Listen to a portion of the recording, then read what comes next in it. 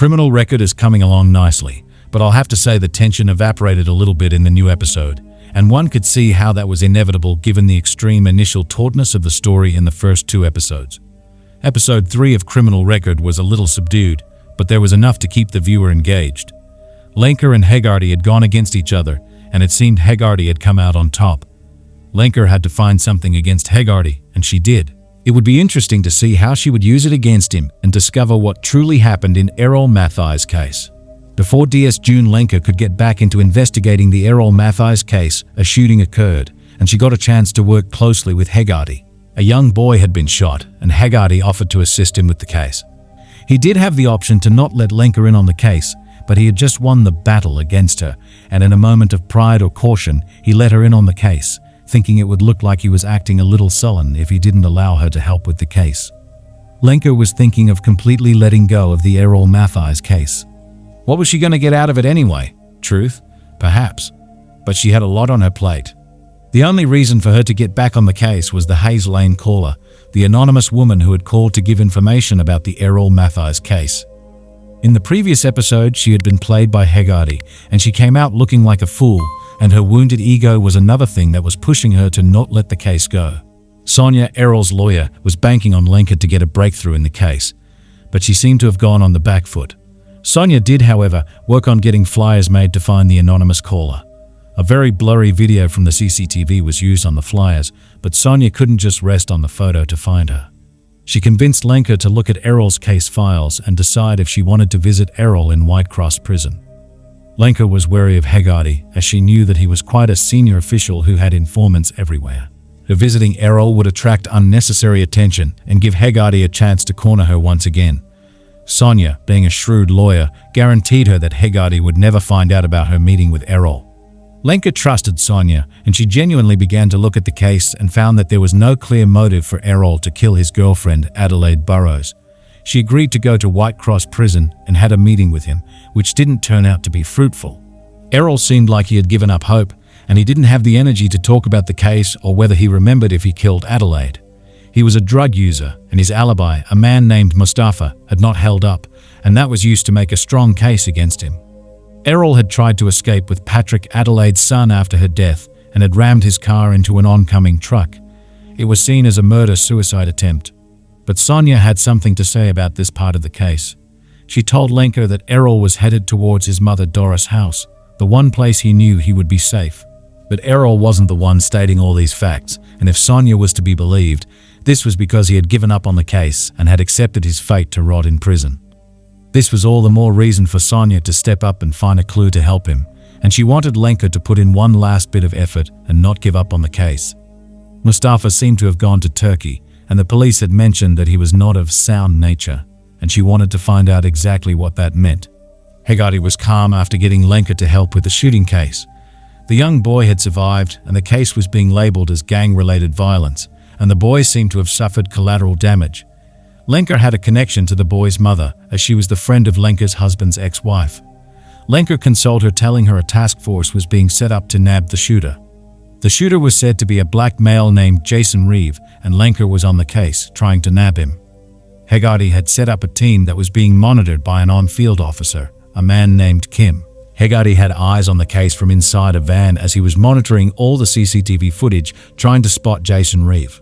When Lenker had gone to see Errol in Whitecross prison, a woman had taken notice and informed Hegarty's man Tony, who was involved in Errol's case way back in 2011. He was now in a hospital, but he did inform Hegarty that Lenker didn't seem to have backed off on the Errol case. Hegarty saw Jason Reeve approaching Lenker, and for a brief moment it looked like he was planning to let Reeve kill her. It would have been a sin of omission, but he didn't go through with that plan. Reeve almost shot Lenker, but Hegarty informed her to get away. There was a junior officer present, which may have forced Hegarty to not go through with the plan, as then he would have had to explain why he didn't inform Lenker about Reeve walking up on her when he could clearly see that in the CCTV footage. Hegarty approached Lenker, and she very cleverly told him that she had not informed him about visiting Whitecross because she had gone to meet a former gang member to find out about the current case, and mentioning Whitecross would have sparked more mistrust between the two. This was Sonia's masterstroke, as she had swapped the names and made it look like it was her that met Errol, and Lenker was indeed meeting a former gang member named Samson. So Haggerty wasn't too sure if the information he was getting about Lenka having met Errol was correct. Lenka thanked him for the warning that saved her from Reeves' bullet. A press conference was to be held regarding the case, and Lenka was invited to be on the panel for the diversity aspect. Earlier in the case, Lenka had found out about Haggerty's moonlighting as a chauffeur who drove people around providing security, and just before the press conference, she found another piece of trivia about Haggerty that made him look like he was definitely hiding something regarding Errol's case. He was the one who had gotten Patrick out of a drug-dealing charge, and the interesting part was that he had vouched for the kid, implying he knew something about Patrick that others didn't. There was an angle emerging that perhaps he felt bad after having sent Errol into prison, and didn't want to put more burden on his soul seeing Patrick go down the wrong path. Lenka was not done with the case, and she had a new trail of information to unpack, but she had to be careful because Haggerty almost managed to get her killer without even moving a muscle. There's no way he would go down before a fight. The fourth episode of Criminal Record introduced a lot of characters, which is a testament to the fact that this is a complicated series.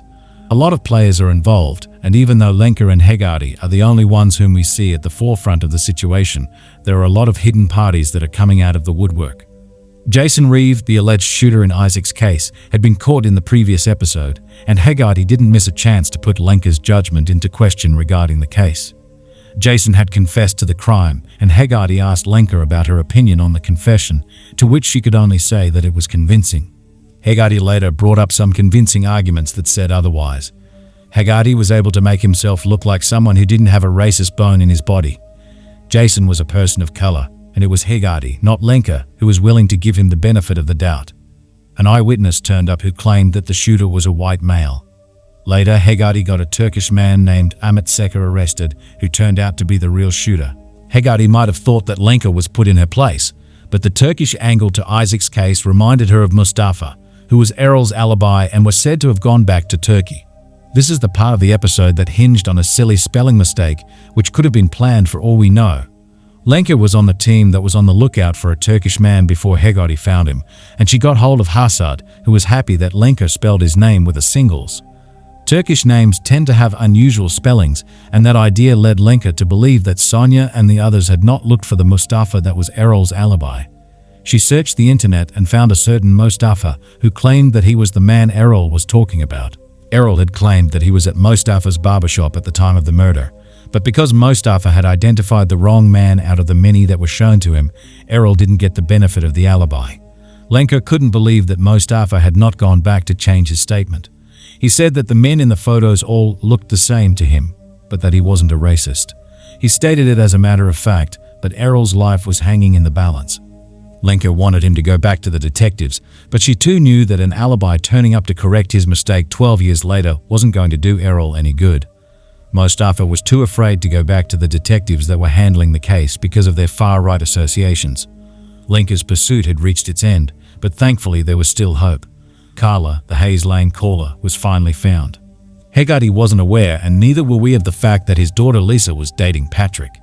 Haggerty's association with Patrick could get him into trouble, and he knew it, and yet there he was, helping Patrick out whenever he got into trouble. Besides Patrick, there was Carla. That was another crucial link that Haggerty had to find and sever if he wanted Lenka to stop her relentless pursuit. Sonia and Lenka had put up flyers asking anyone to come forward if they identified the Hayes Lane caller. A woman did come forward and identify her as Carla, who used to work at a Portuguese refugee home as a cleaner, but left the job after she got a boyfriend. Lenka couldn't find Carla's whereabouts, and soon she realized that Haggerty might know that she was getting close, as her life became a living hell.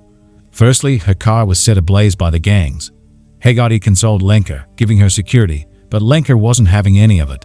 She found it threatening that her car was tracked. Nobody in her department was fully on board with the idea that Haggerty used trackers on everyone's cars and pulled favors from the gangs to silence an officer. It was too huge an accusation, and Roy Chambers, Lenka's superior, was having none of it. To make matters worse, Chloe accused her of bullying, as she had given her the classified pathology report from Maria de Sousa's case on Lenka's request. The subtext there was that Lenka was light-skinned, and therefore put on the news, while Chloe, a dark-skinned girl, was reduced to giving confidential reports to her. Lenka, on the verge of a nervous breakdown, had a call from one of the refugee homes, telling her about a male officer who was asking about Carla. Lenka was worried that Haggerty might be onto Carla, but it was Tony who was getting the information through Letitia. Letitia worked for Doris, and as Doris had been told about Carla, she knew that Lenka had made something of a breakthrough in that case. Letitia had been arrested 8 years ago and was his inside man, leaking Doris' activities and plans to Tony. She had done this in exchange for an apartment, but Lenka wanted her to quit working for Doris as soon as possible. Lenka was astounded to see the level to which Hegarty and his men had gone to put Errol in prison. She went toe-to-toe with Hegarty, telling him about the covert op Tony had been running on Doris. Hegarty was rattled, but he warned Lenka that she was playing with fire and she could save herself if she backed off. As for excusing Tony's behavior, Hegarty tried to convince Lenka that Tony had multiple sclerosis and he had nothing better to do than follow up on the old case from the hospital. Lenka was up against a system that was heavily in Hegarty's favor. Carla called Lenka and told her to stop investigating Errol's case any further as she was up against someone who was protected. He had gotten away with something similar before and he could do it again. Before Lenka could get Carla to reveal her location, she hung up. The episode raised a lot of questions as to who exactly was Carla's boyfriend and whether he was the one Hegarty and others were trying to protect. There was a mystery man following Hegarty all through the episode, clicking his photographs as if he were a private investigator. He might be working for somebody or just on his own, but he might have some answers which can be revealed in the next episode.